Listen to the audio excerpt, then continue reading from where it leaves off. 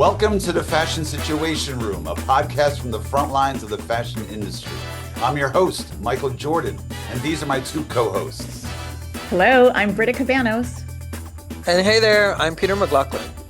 In this podcast, we offer you real talk about what impacts the fashion industry, particularly through the 4 S's: strategies, sustainability, storytelling, and solutions. With our finger on the pulse of the most meaningful business trends, which we'll also bring to life with impactful guests along the way, we aim to provide you with actionable insights that will benefit you. Thank you for joining us. Let's jump in. Hello, everyone. Welcome back to the Fashion Situation Room podcast for real talk about the global trillion-dollar fashion industry and what we call the 4 S's: strategies, sustainability, storytelling, and solutions. I'm your host, Michael Jordan, along with my co-hosts, Britta Cabanos and Peter McLaughlin. Hello, everyone. Hi. In today's episode, we'll explore greenwashing versus greenhushing and the rising phenomenon of fashion brands who, out of fear of being accused of greenwashing and exaggerating their claims of eco-friendly, conscious, ethical, or sustainable products, choose to say nothing at all, even if they have proof to back up some of their claims. So to explore this issue, we've invited a special guest to join us. Olivia Pinnock, a British journalist who recently wrote a comprehensive article that caught our eye about this greenhushing trend, which she published in the prestigious UK magazine Drapers, which some call the Bible of the British fashion industry. Olivia, please enter the Zoom.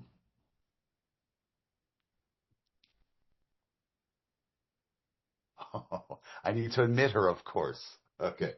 We lost her for a second. Okay. Olivia, drum roll, please enter the Zoom. There she is. Hello. Okay. Welcome. Yay. Welcome. So let me introduce Olivia, okay? Olivia is a freelance journalist based in London. Her work focuses on what she describes as making the fashion industry better for people and planet. She's been published in Vogue Business, Forbes, Drapers, and other leading titles. Her debut book, Fashion Activism, is due to be published early 2027, next year. Congratulations on that, Olivia, by the way. In addition to her writing, Olivia also lectures at London College of Fashion and Vogue College of Fashion. And by the way, just to let you know, here I should share the screen and show. I do want to. Here is her website. Okay, a little promo there. There's her LinkedIn. Can you see that, Yes. everyone? Yes. And then here was the article that caught our eye and we'll be discussing today. This is Drapers and How to Navigate the Line Between Greenwashing and Greenhushing. Okay, so we'll include this in the notes later as a resource for you all. I'd like to first start though with the first question, but a bit of background context, which is that greenwashing, that over the past 10, 12 years, that there are 3 different time periods that experts say that from roughly 2015 to 2022 saw the rise of greenwashing, of marketing material for different brands, which made claims which were not supported by evidence. Then there was a backlash from roughly 2022 to 2025 where different watchdog agencies on both sides of the Atlantic then were cracking down on various brands and forcing them to back up their claims. And now from 2025 now up to the present day is this rising counter reaction of greenhushing. Okay, so we want to ask Olivia, one thing I'm curious about is, what do you see? What have you and your colleagues at Drapers seen within the industry that even prompted this article that enabled you, that gave you the green light, like it's time to look into greenwashing? Yeah, thank you so much, Michael, for that lovely intro, and to Peter and Britta as well for having me on the podcast. This feature came about because we've started to see a retreat from talking about sustainability. We're also seeing a bit of a retreat from action on sustainability as well in the industry. It came out of conversations that we were having with both brands and sustainability consultants who were telling us that they're not seeing the benefits of talking about sustainability so much. So it's partly to do with the backlash that has come from people claiming greenwashing for what they were doing, and the sort of legislative environment on that as well, which has really tightened in the UK and in Europe, and I know in the US as well, and other parts of the world. But also the other factor was that because of the greenwashing that's been going on, consumers feel so confused about what to look for and what they can trust. And so they've sort of been lacking in engagement on it. They've also felt a bit personally blamed for sustainability when they feel it should be the brands and retailers taking the responsibility for it. So they're not necessarily asking for it and calling for it from the brands. They're not really showing with their spending power that they want to buy into sustainability. So a lot of brands have started to go, what is the point? If we talk about sustainability, all we're going to end up doing is putting ourselves in a legally dubious position, and it's not really resulting in sales either. Now, just a quick follow-up before Peter and Britta ask their questions. But there is some effect of this. There's some negative effect to keeping quiet, right? The greenhushing effect. So what's that negative impact then? Well, I think it's interesting. For sustainability efforts overall. Sorry, just to clarify, right? For the movement. Yeah, absolutely. So once I started to dig into it and speak to the brands who were willing to speak to me for this piece, a lot of them said that it's maybe a bit of a myth that consumers don't want sustainability. Like they are still telling us that they do. But I don't think it's necessarily in the way that brands were expecting. They like to see brands taking action. There's kind of like a halo effect that happens. They might not necessarily be going into a store and looking at two pieces and going, oh, well, this one has a sustainability label on it and this one doesn't. Therefore, I'm going to buy the sustainability labeled one. They're not necessarily doing that, but they do listen and engage when brands talk about it. And also, I think amongst the industry as well, there is value in talking about the work that you're doing and sharing that with maybe even your competitors or your peers in the industry, and also talking about the problems and the challenges and going, hey, we're really stuck on this issue and how to solve it. Do you have any better ideas? Can we collaborate on something? Can we, they all share supply chains. So, there are many other benefits as well that come from talking about sustainability. And I think the more that people stay quiet on it, the more people are going to start to believe, even if the work is being done, they're going to believe, oh, no one else is doing it, so why should I bother doing it? And again, coming back to legislation, I talked about it before in terms of penalizing brands for greenwashing.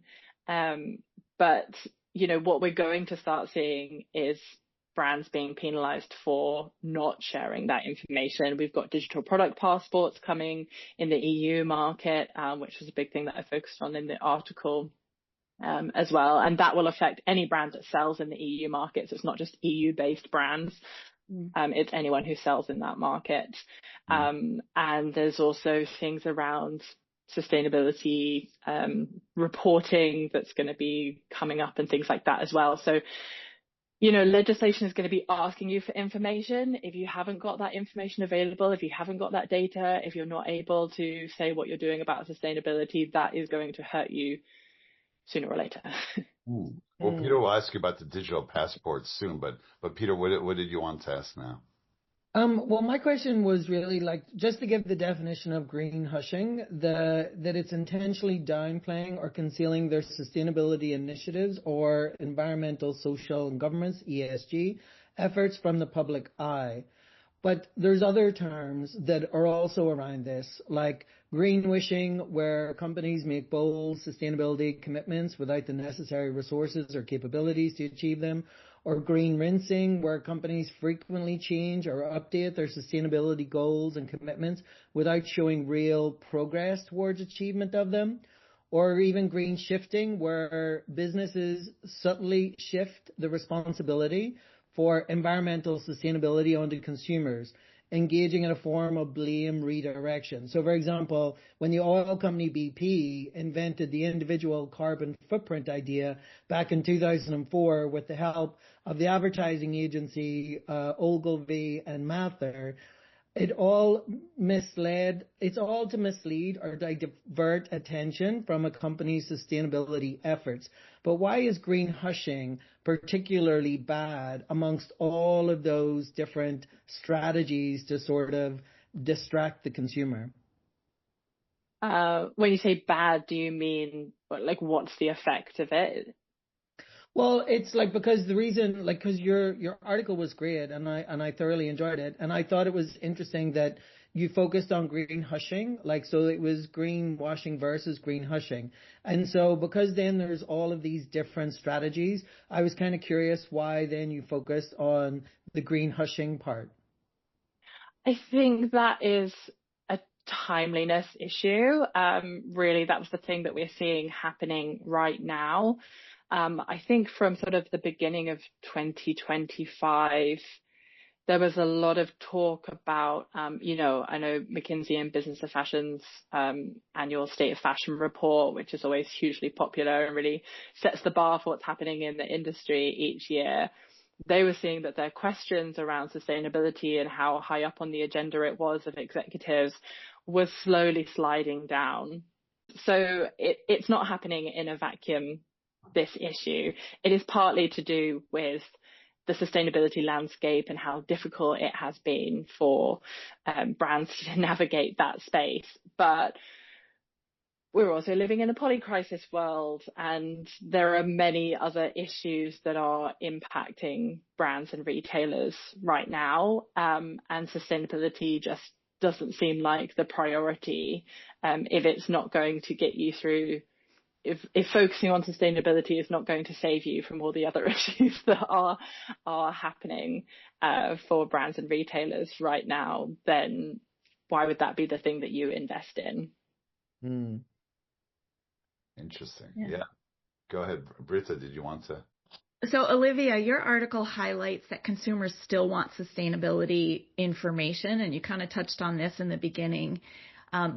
Saying that they often get confused and it's maybe overwhelming even. So what do you think they're actually looking for that a brand could say that would be helpful to at least give them the kind of general understanding of what they're doing in sustainability? Do you have any ideas or insight on what the consumer would benefit from?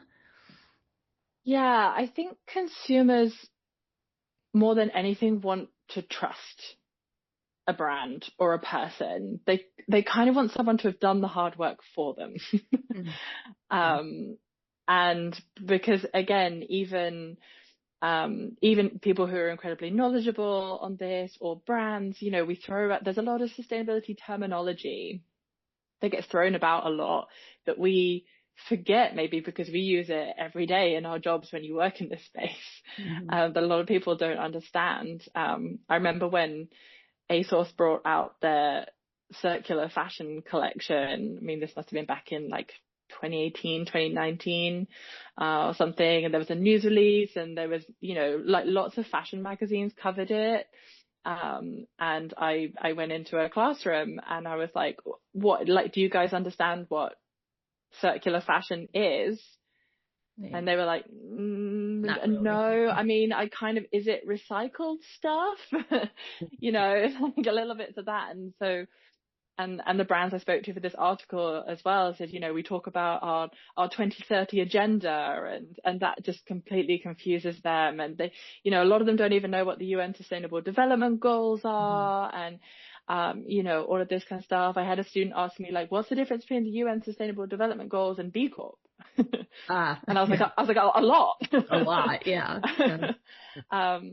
So I think, when they're not necessarily looking for specific information. They're not necessarily looking for, if I see this. I mean, in some ways, I think that's actually why B Corp works really well, because I think it does provide a bit of a stamp of approval of like, somebody else has looked at this for you, and it might not be perfect, but we kind of trust them and they're part of this community and things. I mean, not to say B Corp doesn't have its issues, a lot of debate and talk about that as well. But like, that's what consumers are looking for. And most consumers are accessing their information around sustainability from brands themselves. They're not necessarily, I follow this sustainable fashion influencer, or I read this book about sustainability in fashion. Like, that's kind of just too much for them. Yeah. And they're looking for it at the point that they are shopping. Yeah, I was thinking about when I shop with my daughter, who's early 20s, and she's studying sustainability, so she's also very aware of the industry and all of that.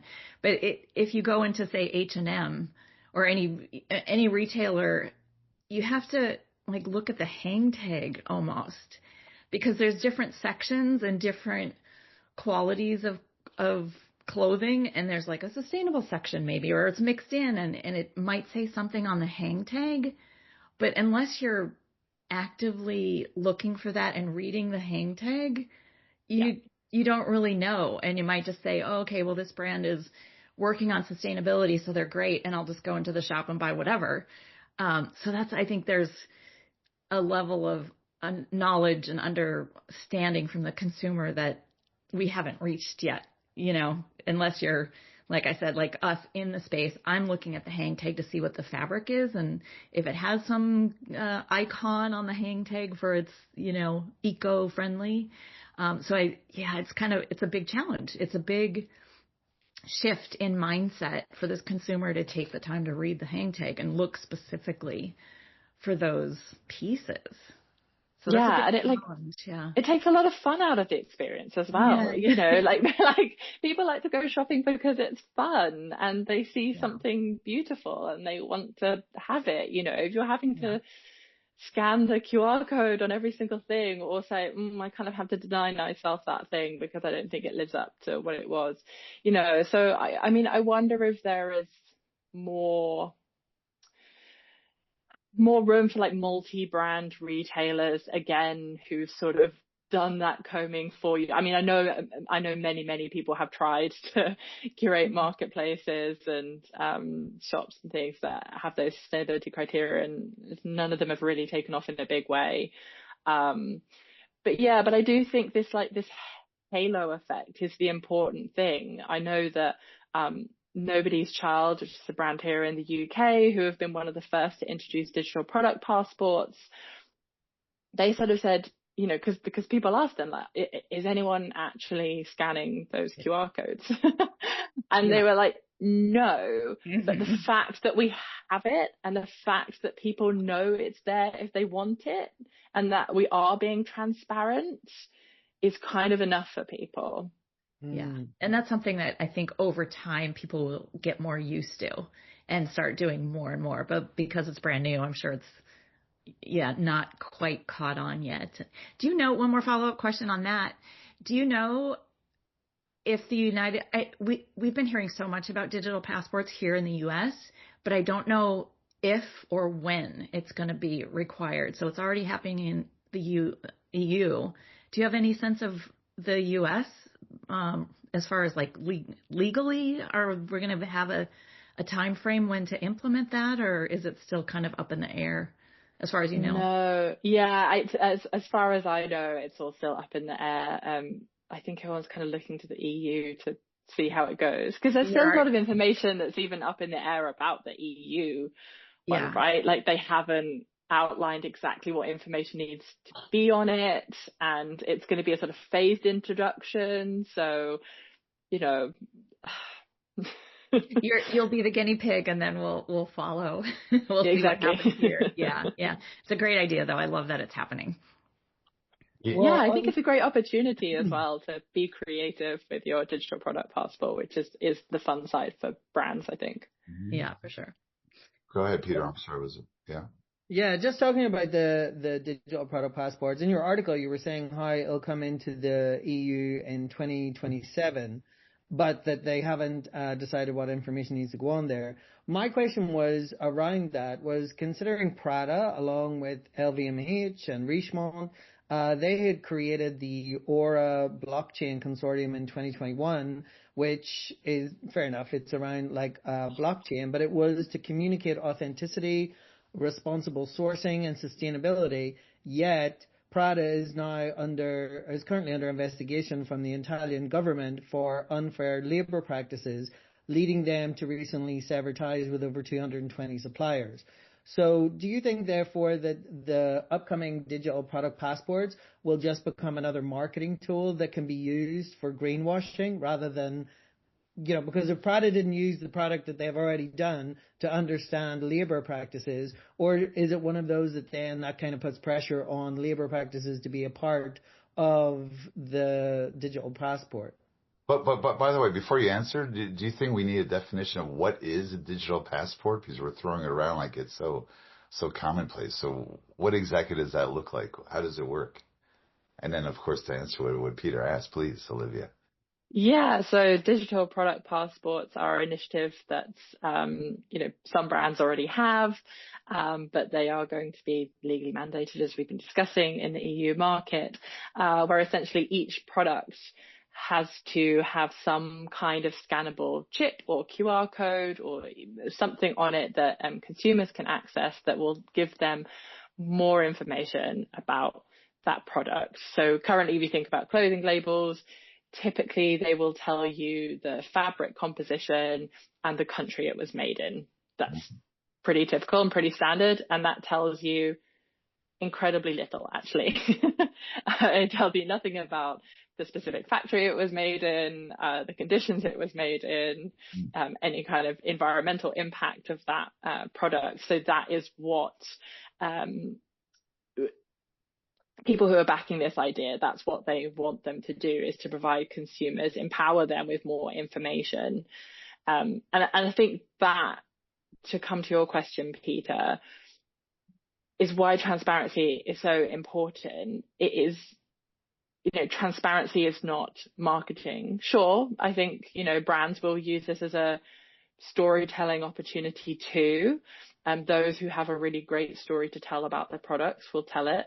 Those that don't have a great story to tell about their products will have to provide us with a bit of information. But, transparency is not boasting and gloating about how wonderful and fabulous you are. It's about accountability. And sometimes these things happen outside of brands knowing them, because their clothing was outsourced from like the supplier that they hired, the supplier that they engaged with and audited and did their checks and all those things. And then that factory subcontracts to another factory and their clothes are actually being made somewhere else, or it's further down the supply chain with a supplier that they don't have direct contact with, or something like that. This is often where violations happen and why this is such a difficult topic and a difficult challenge to encounter, right? But having this transparency is about making information accessible and open to people so that we can hold them accountable, so that, if there is an incident at a factory or a dye house or a mill or something, we know exactly which brands they're supplying. We're going to have easier access to information. So it's still going to be on lawmakers and campaigners and NGOs and all these things to keep that accountability there and then, enforce change and watchdog on things. But but it's going to make their job easier because we're going to have that information. The brands are going to have that information. This is actually so new for brands. Them even knowing where their stuff is being made. Like, they're all scrambling to get their data right now. Yeah, because that was going to be my question, because ultimately a lot of brands, to your point, like they don't know their full supply chain. They can know a main factory, but the factory can be the one that supplies the buttons or the zips or things, or, you know, sometimes often the fabric. So even then, a brand won't know where the fabric and stuff comes from. So this, I can see it also potentially being a logistical nightmare for them, the production and operations, to try and get all their ducks in a row whenever that's not the way the system currently works. Yeah, absolutely. And they change suppliers, and, you know, particularly kind of trend driven brands, like something suddenly comes into fashion and they're like, right, we suddenly need a load of scrunchies that we've never made before. Okay, we don't have a supplier who currently makes hair scrunchies. We're going to have to find a new supplier, and they work with them for one season while hair scrunchies are in fashion, and then they move on to something else, right? Yeah, or the tariffs. The tariffs made a lot of people, to try and get a cheaper price, then they literally change country to a country that had lower tariffs to try and get better price, to therefore not put it fully squarely onto the consumer. Yeah, we actually had quite a funny incident when I was teaching a class about digital product passports, and I tasked the students with finding out as much information they could about something they were currently wearing. And one of the students was looking at her shoes, and the brand was like more transparent than the average brand, I would say. And they had some quite good, you know, kind of Q&A section on their website. And it said, you know, where are your shoes made? And they said, we work with suppliers in 3 countries, China, Vietnam, and South Korea. Check inside your shoe to see where your shoe was made. And she took off her shoe and looked inside, and it said, made in Cambodia. Aha, okay. You know, just to follow up about the transparency question, and going back even to trust and relying on the companies, and even with that example, you know, my specialty is the strategic communications and fashion sustainability storytelling, and and the need for evidence. Say whatever you want, but support it with evidence, especially what you're talking about. Then with the transparencies, even with the hyperlink, okay, then to lead the reader, the consumer, whoever wants to know, back to the original source of the information, right? And but one thing I'm curious about too, I mean, we're facing a global trust crisis. It's not just in the fashion industry. All brands need to work hard to prove that they mean what they say, right? And all of them with so many lofty claims. We're doing this for the environment or the planet, or for animals, for people. What I'm wondering is how about half measures, right? Because your article also talked about that there may be some companies, of course, with some evidence, but are shy about the scrutiny. And while I lived in China working with some Chinese organizations, and I came up with a narrative of could you say that while we've achieved X, Y, Z, challenges A, B, C remain. Okay, right? So some half measures, like what you're saying, that Patagonia, as one company that's been quite candid about challenges that they face. Why are there not more companies that would be like, you know what, we're going to be candid, we're going to spotlight our efforts and our evidence to prove our efforts, but we're going to be candid about it doesn't happen overnight, and there are challenges out there. We're going to explain the challenges, but we're going to hope to score points with the consumer to show them that we're truly making our best effort. What do you think about those possibilities? Yeah, I think brands are they're so scared of that, yeah, admitting that they're not perfect. And I think that's just it's just not habit to them. They are, and this is why we've ended up in the greenwashing scenario, is brands speak marketing copy. And so much of what we need with sustainability is not marketing copy. It is transparency, as we were just discussing. It is information, plain and simple information. But I think they need to trust consumers more. The trust needs to go two ways. I think, they need to trust that consumers will forgive them for not being perfect. They understand it's difficult if you show that you've thought about it and you're tackling it. A lot of brands have retreated from using the word sustainable at all. Both small independent brands and certainly big brands have dropped that an awful lot. But it's quite interesting that that even without the word sustainable, that kind of honest communication where they're like, here's what we're doing, here's what we want to be able to do, here's why we're not there yet. Yeah. Like that actually resonates really well with consumers. Or do we need evidence that does resonate well? That sort of candor. Because now that I'm listening to you, I'm imagining a sustainability page for a fashion brand where the text even opens that way. We're not perfect, but we're trying and we're making progress. So you're introducing the idea of some nuance. All right. Yeah. And just that storyline is no one's perfect, but there's room for improvement. Right? Yeah, because I think the evidence to prove it. Because that's consumers' lives as well. Like, aren't we all stuck in situations where we're having to compromise our own values for convenience or for price or for the other things that we're looking for or needing? We're all trying to. Like, no one's going to say that they don't care about the environment at all. People say when you ask them, you speak to them, they're like, yes, tackling the climate crisis is important. The vast majority of people who believe in climate change. But, that is the majority of the world. And we all want to see action on it. We all feel a little bit stuck and a bit like we're compromising on things. So, brands become a bit more human when they say they're struggling with it too.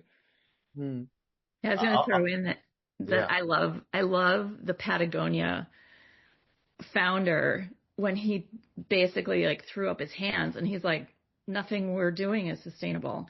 And he was so honest and open about it that as a consumer, going back to the trust factor, I trust him more because he's being completely transparent and saying, we're trying, but we just haven't got there yet. And so I tend to go to that brand because they have gained my trust because they're being completely honest about it.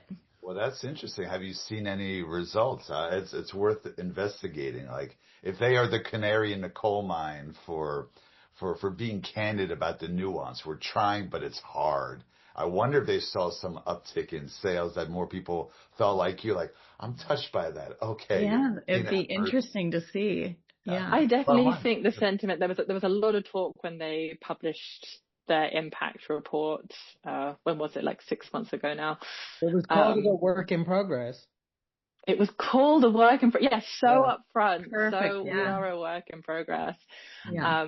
And there was backlash to it too. I saw criticism. They're like, oh my goodness, look at, they've finally told us how much plastic product they're producing. Yeah. And it was like, but there are also so many companies producing loads of plastic products who aren't telling us how much they're producing or what they're doing. And I'm always so impressed when I speak to Patagonia about how consistent their messaging is as well. Like, it runs from, the employees that I speak to when I interview who are really high up at headquarters, through to their retail store staff, through to their social media, through to their website, through to their impact report. Like, everything they communicate follows this. Like, I remember reading a blog post from them in the past that said, like, we have a plastic problem. That was the headline of the blog post on their own website. Yeah. And people do. I mean, when they're very infamous, don't buy this jacket advert, from what year was that now? Like 2011. Oh, look at that, me getting my dates right. I mean, it's such a it's like a cliche marketing example of that. But yeah, like the following year, their sales went through the roof.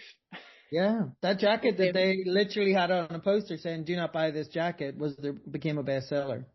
There's your evidence, Michael. It's it proved the results and in the sales. Just shows you how contrary people can be. Yeah. Just one quick question before Peter and Britta continue with their questions. I'm curious, since this is a well-sourced story that you wrote, quite comprehensive. But early on, you alluded to, were there companies that did not want to speak with you, and why? Were they themselves hushed that we don't want any media attention, and they turned down interviews? I'm curious about even the story behind the story of putting together such articles. Yeah, a great question, Michael, coming from a fellow journalist. Go ahead. I'm curious. Yeah. Yes, there are always people who don't want to speak to me. They never say why they don't want to speak to you. Usually they'll give you some oh, no one's available for this piece right now. No comment. I have my suspicions. Yes, no comment. Yeah, I have my suspicions. If you say, "Oh, my deadline's been extended a week," they're still on holiday. Still busy. Yeah. There's always a reason why they're still unavailable. Yeah, go ahead. I'm sorry.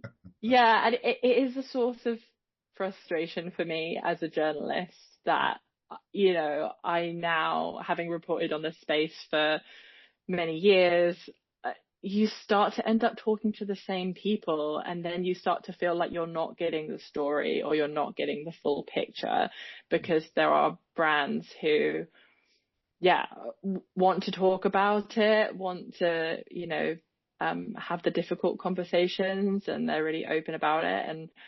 And again, I also have differing experiences when I speak to sustainability directors at brands. Sometimes I walk away from an interview thinking, I really don't trust your your agenda within your role. And there are those who I'm so impressed with and I think are phenomenal, and they might not be working in what we might conceive as particularly nice companies when it comes to environmental impact, but they themselves are incredibly knowledgeable and doing amazing work. Though it is I mean, what can you do? You just got to keep trying and knocking on doors and hoping someone speaks to you. But it's interesting because they also say that, if a company or a supplier you're working with isn't, just based on what you were saying about not a great company, but a great person working there, it's, if you're working at a supplier and there is,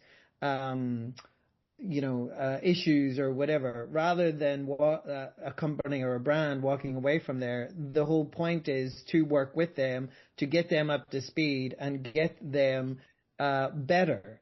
So it's great that there's good people working there, because hopefully their voice will eventually be heard and action be taken. Yeah, that's absolutely what we hope.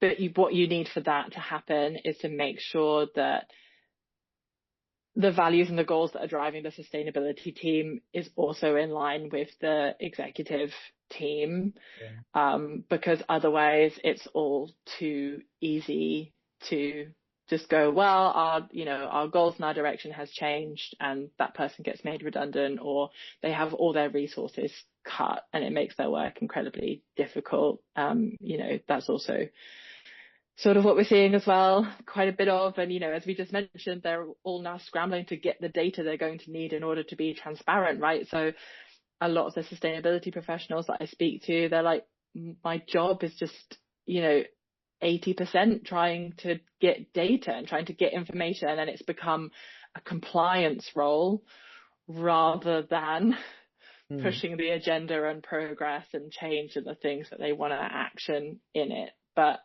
my hope is that this is just a sticky spot. Like, once you have those things in place, it'll be so much easier to maintain. And then you can work on the real progressive issues. But we're in a bit of a crunch space right now, I feel. Just to follow up on the data question, um, I'm wondering if some companies, some clients don't even maybe struggle to even identify evidence. Like what would evidence of our impact even look like? How do we identify it? How do we unearth it? How do we How do you illuminate it? capture it? Yeah. That's right. That's right. And so it's like, okay, well now there's certification, right? Peter was asking about that. That's one form of evidence, but how to think through and identify. And in terms of companies, I can only imagine that those companies with evidence would be more confident about speaking publicly. Those who are on shakier ground would keep quiet. It would seem irrational for a company that says, we have evidence and we know that we are good in delivering, but we're going to keep quiet.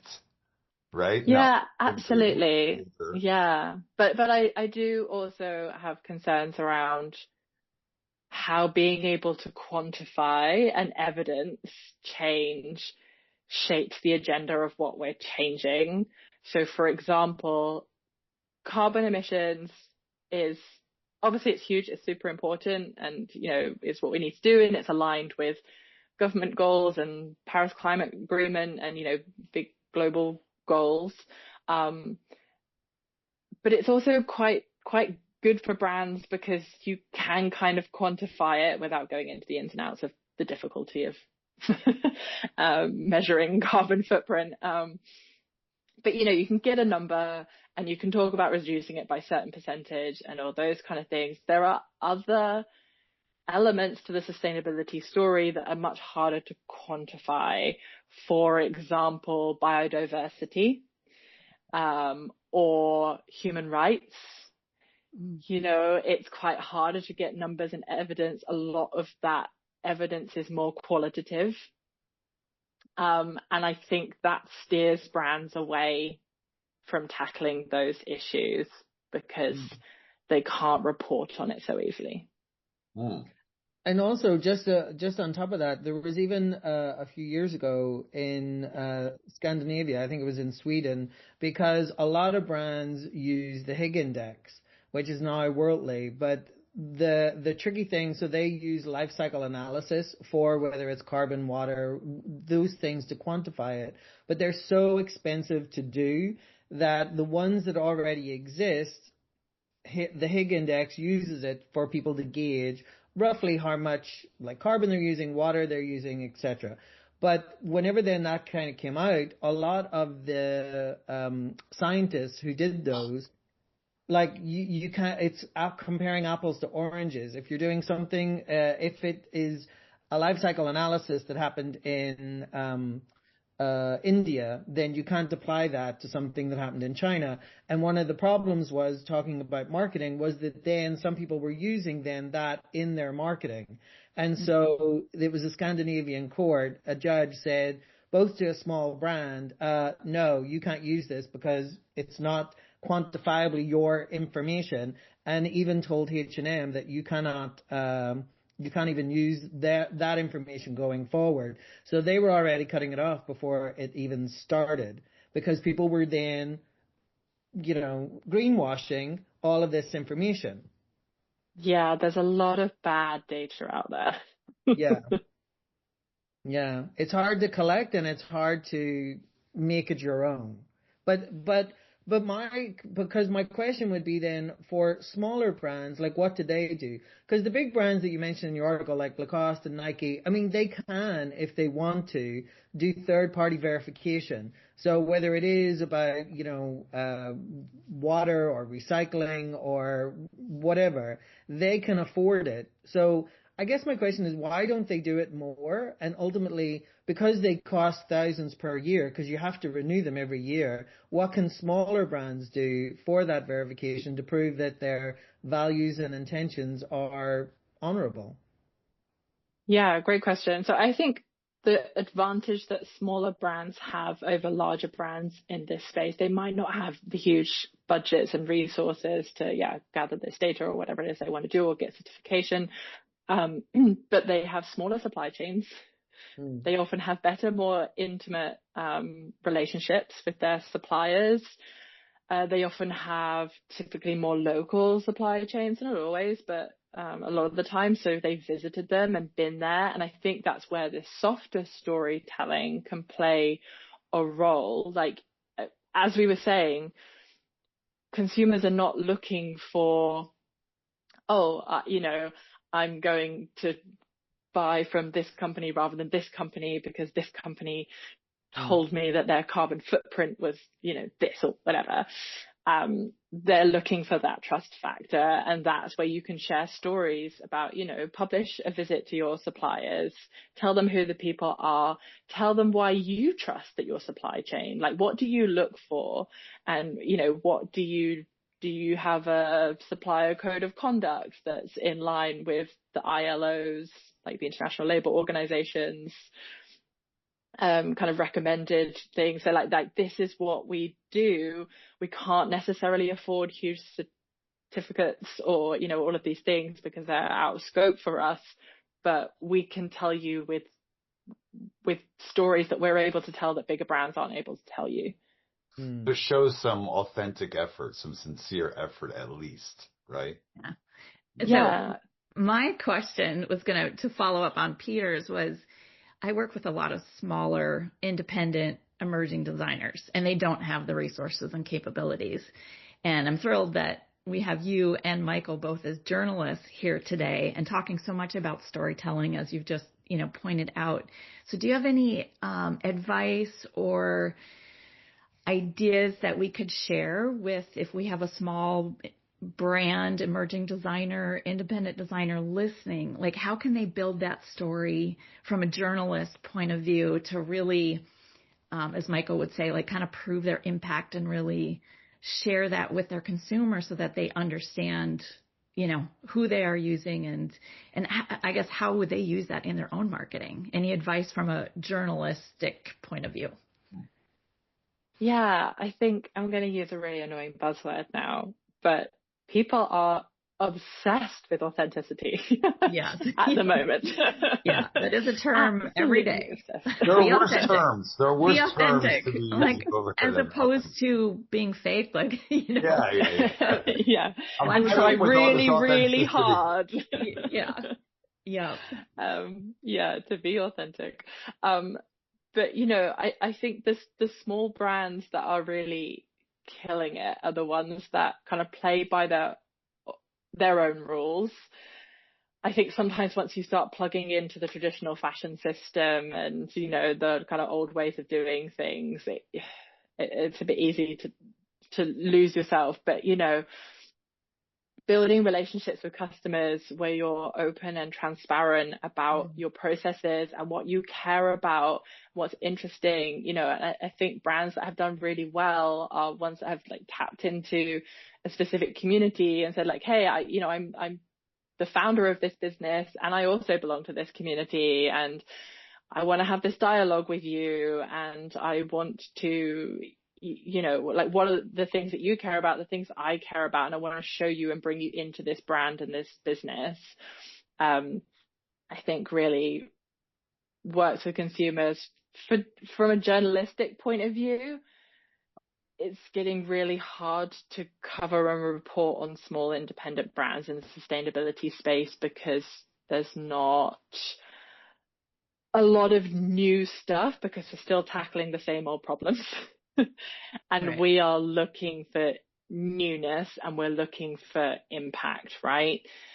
So it's no longer enough. I get a lot of emails or messages from small independent brands and they're like, hi, this is me. This is my brand. Do you want to write about me? And I'm like, that's not a story. I'm looking for a story because I'm a journalist. Mm-hmm. I'm okay if you don't, like maybe traditional press isn't for you. Like if you're just spending ages putting together press releases that aren't landing with big brands or whatever, I don't think you have to play that game anymore. If you have a really strong hot take, if you're doing something really genuinely innovative and amazing and pow, absolutely tell the press about it. We'll love it. But focus on your community. Yeah, I love the term. I mean, it's another term that's so happening is community. But when I work with the designers, I'll often say that through social media or however they're reaching their tribe, if that's what you want to call it, those become loyal consumers of your brand. So you don't have to be worldwide and selling big quantities. You can build your brand, and you're going back to building that trust, building your community, and then your followers, and you can share your messaging through that. And it might be Instagram or whatever social media you're using.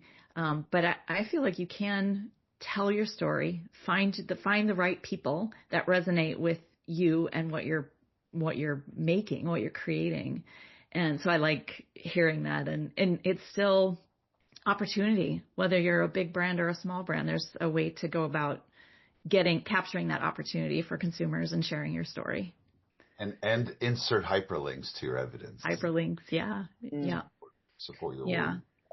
So just as we're like wrapping up, so 2 questions. So where do you really see all of this going in like 10 years time? And ultimately, one of the things that we love to end our podcast on is really about a call to action. So therefore, like for the consumers and the customers out there, what advice would you give to our listeners that they can do to advance the cause? Questions. So where do I see this going in 10 years? I think it's going to get a little bit more bleak before it gets better. I'm ultimately hopeful. But I do think that the next few years are going to be rocky. I think there's going to be a lot of people still continuing the struggle, continuing the fight to champion sustainability within fashion. If you're one of those people, please keep going. We so need you desperately right now. Don't give up. Don't give up. Don't give up. I do think we're going to see a lot of brands closing. I think the crunch of fashion is such a saturated market, like a crazy saturated market. And at big brands, the goal is still just growth, more, keep producing. And that is not sustainable in a business sense, never mind in a sustainability sense. And I think once the kind of all the various different bits of regulation and legislation related to sustainability come into force, it's going to be really difficult for some brands to keep up. There's going to be fines. There's going to be lawsuits.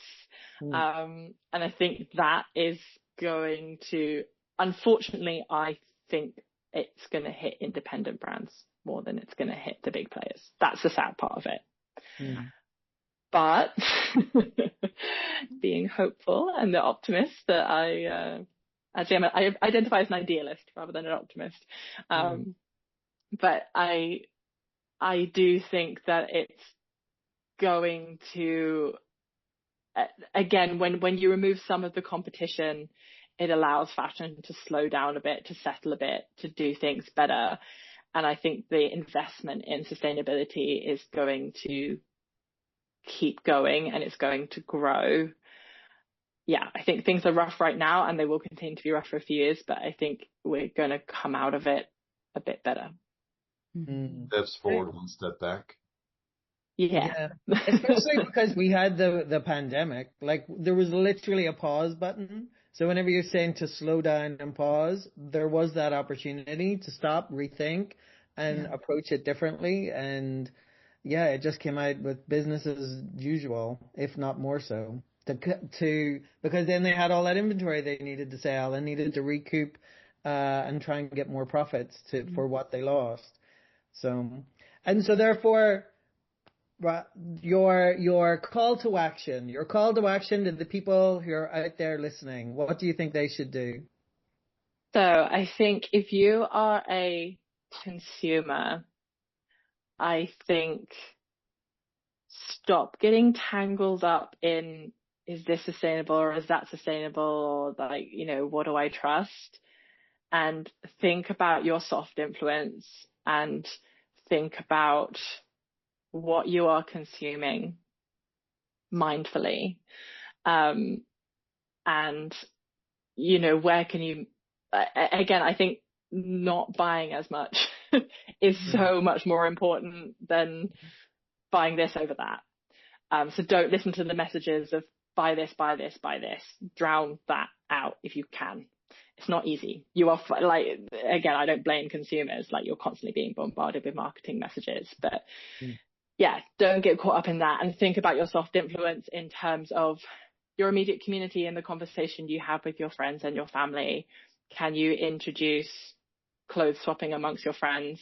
Can you talk to your family about doing Secret Santa at Christmas rather than buying each other useless stuff that you're all going to return to the store come January? All those things, they seem really small. Actually, they're so influential and impactful. If you are someone who works in the fashion industry, my call is to keep being that voice at the table, no matter what you do, where you are. If you're a designer, if you work in retail, if you like are a visual merchandiser, like whatever you do, like we all have a role to play, and just keep being that person who stands up for the right thing. That's a great answer. Yes. I love that. Although you did say before that shopping is also fun. So you have to find an alternative, alternative fun activity. But swapping clothes with your friends is fun. That could be Customizing your clothing is fun. Shopping vintage, it's already made. Yeah. Well, thank you so much, Olivia, for this enlightening conversation. This was great. And for those of you listening or watching at home, if you liked what you saw, liked what you heard, please give us a like. Spread the word, forward us on comments if there are other topics you'd like to explore. I'd like for us to explore. And we'd like to hear your call to actions, what you do. Yes. And if you want to learn more, her website is Olivia Pinnock with 2 N's.co.uk. Thank you for that plug. And look for her book next year, Fashion Activism. Yes, that's right. Yeah, thank you. We will be waiting. All right. Until next time. Thank you all. Thanks, Olivia. Thank you so much. That's it for today's episode of The Fashion Situation Room. Thanks for spending time with us on the front lines of fashion. If you found value in this conversation, please subscribe, share, and leave a review. It helps us bring more meaningful voices to the table.